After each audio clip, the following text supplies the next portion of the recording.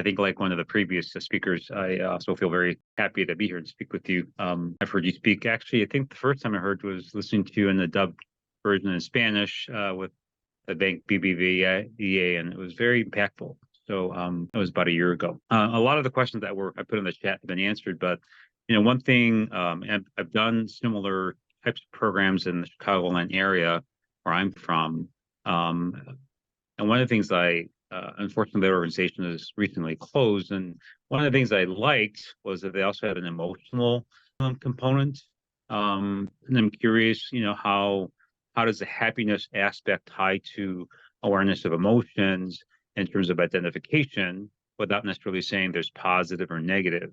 And then I had a follow-up question as well. So those for my other question would be, a lot of times these programs I like, but I find coming from a minority background, my family's Mexican American, we didn't always have access to things that created happiness. There was more anxiety, for example. And I'm curious, how does this happiness study kind of item allow for those disparities in people's experiences where someone may have had more anxiety just because of where they came from, or if they're in a war community like you spoke of, how can they achieve that given the circumstances they're living through? Yeah. Thank you, Anthony. Two very important questions. So first of all, about awareness of emotions. I don't talk about positive and negative emotions. I talk about painful and pleasurable emotions. Why? Because painful emotions are natural. They are part and parcel, as I mentioned, of every life, including the life of the happiest people. And when we look at them as negative, when we are assigning a value judgment to them, that doesn't necessarily help us. In fact, what it usually does is it reinforces and strengthens them. So if I experience sadness and I say to myself, Carl, you shouldn't experience sadness.